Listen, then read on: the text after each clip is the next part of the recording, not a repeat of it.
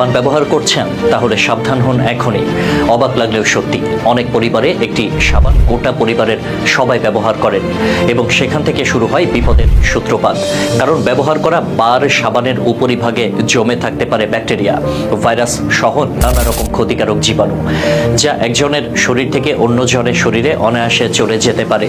বিশেষজ্ঞরা বলছেন বার সাবান দেখতেও পরিষ্কার লাগে, কিন্তু তার ভেজা ও পিচ্ছিল পৃষ্ঠ আসলে আদর্শ এক পরিবেশ জীবাণুর বংশ বিস্তারের জন্য।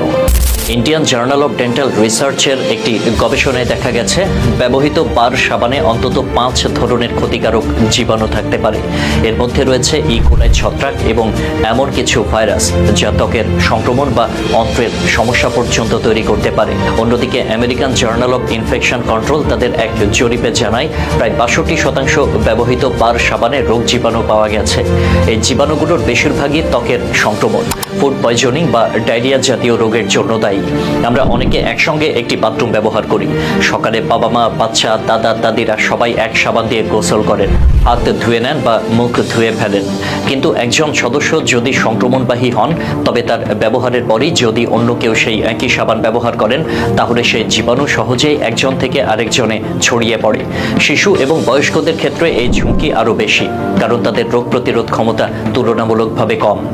অনেক সময় এসব সংক্রমণ সঙ্গে সঙ্গে ধরা পড়ে না, কিন্তু ধীরে ধীরে শরীরের বিভিন্ন অঙ্গ প্রত্যঙ্গে প্রভাব ফেলতে পারে। স্বাস্থ্যবিজ্ঞানীরা বলছেন বার সাবানের পরিবর্তে তরল সাবান ব্যবহার করাই বেশি নিরাপদ, কারণ লিকুইড সাবানে সরাসরি শরীর স্পর্শ করে না বলে সংক্রমণের ঝুঁকি তুলনামূলকভাবে কম। তবে যদি বার সাবান ব্যবহারের প্রয়োজনই হয়, তাহলে কিছু সতর্কতা মেনে চলতে হবে। ব্যবহারের পর সাবান যেন পানিতে ভিজে না থাকে, এমন পাত্রে শুকিয়ে রাখা উচিত। পরিবারের কারো যদি চর্মরোগ বা সংক্রমণজনিত সমস্যা থাকে, তার সাবান আলাদা করে রাখা আবশ্যক। শিশু ও বয়স্কদের জন্য আলাদা সাবান বরাদ্দ করাই ভালো। প্রয়োজনে সপ্তাহে একবার সাবানটি গরম পানিতে ধুয়ে নেওয়া যেতে পারে। বর্তমানে সংক্রমণ ও ব্যাকটেরিয়ার বিরুদ্ধে সবচেয়ে কার্যকর প্রতিরোধ হলো সচেতনতা। আমরা যখন একটি সাবান পরিবারের সবাই মিলে ভাগাভাগি করে নেই, তখন নিজের অজান্তেই আমরা সংক্রমণের এক সার্কুলার চেইন তৈরি করি। একসময় এই অভ্যাসই পরিণত হয় অসুস্থতার কারণ। তাই পরিবারে একটি সাবান সবার জন্য। এই অভ্যাসের পেছনে যতই সাশ্রয়ের ভাবনা থাকুক না কেন, স্বাস্থ্য ঝুঁকির দিকটি উপেক্ষা করা যায় না। পরিবারের প্রতিটি সদস্যের সুস্থতা নিশ্চিত করতে হলে শুরু হোক এই ছোট্ট পরিবর্তন থেকে। সাবান হোক ব্যক্তিগত, আর স্বাস্থ্যের ছায়া থাকুক সবার। আল্লাহ হাফেজ।